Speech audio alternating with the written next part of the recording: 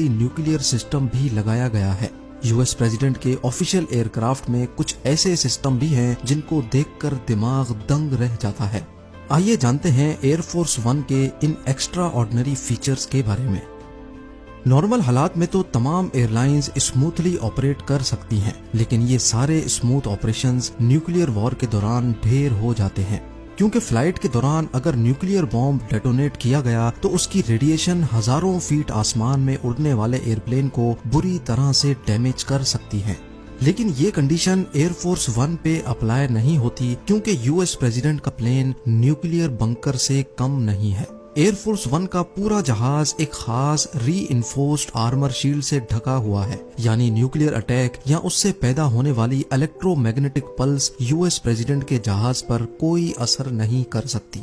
इसके अलावा प्लेन की तमाम विंडोज बुलेट प्रूफ ग्लास से बनी हुई हैं, जिस पर किसी किस्म की बुलेट का कोई असर नहीं होता। वॉर सिचुएशन में यूएस प्रेसिडेंट का जहाज दुश्मन की टेरिटरी में आराम से घुस सकता है, क्योंकि इसमें state of the art jammer system लगा है जो जमीन पर हजारों मील दूर दुश्मन के रेडार्स को जैम करने की काबिलियत भी रखता है। जिस तरह दुनिया के ताकतवर लोगों को जान का खतरा रहता है, इसी तरह ये खतरा यूएस प्रेसिडेंट के लिए मजीद बढ़ जाता है जब वो बाय एयर ट्रेवल कर रहे हों। नॉर्मली एयरपोर्ट पर खड़े जहाज की मेंटेनेंस कई थर्ड पार्टी कंपनीज करती हैं। जैसा कि सफाई का कॉन्ट्रैक्ट एक कंपनी के पास होता है तो लगेज लोडिंग का कॉन्ट्रैक्ट किसी और कंपनी के पास। इसी तरह प्लेन से उतरने के लिए स्टेयर केस या टनल का इस्तेमाल किया जाता है, जो कि कोई और थर्ड पार्टी कंपनी ही ऑपरेट करती है। लेकिन एयरफोर्स वन को इन थर्ड पार्टी कंपनी से हर कीमत पर दूर रखा जाता है। लैंडिंग के बाद उतरने के लिए इसमें अपना ही स्टेयर केस लगा होता है, जो कि ऑटोमेटिकली खुल जाता है। इसी तरह बैगेज लोडिंग के लिए एयरफोर्स वन में अपना खुद का कन्वेयर बेल्ट लगा होता है, जो प्रेसिडेंट के साथ ट्रेवल करने वाले स्टाफ के बैग्स को स्कैन भी करता है और खुद लोड भी करता है।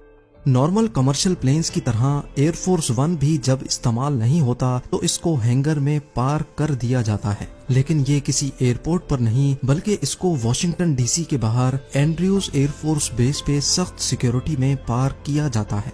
एयरफोर्स की ही एक टीम इसकी मेंटेनेंस करती है और जहाज को शॉर्ट नोटिस पे दोबारा उड़ान भरने के लिए हर वक्त रेडी रखती है।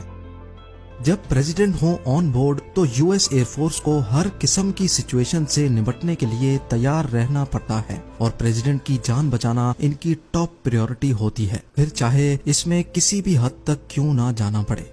दौरान सफर किसी भी वजह से अगर प्रेसिडेंट की तबीयत बिगड़ गई तो उस सिचुएशन में प्लेन को लैंड करना और हॉस्पिटल की तरफ भागना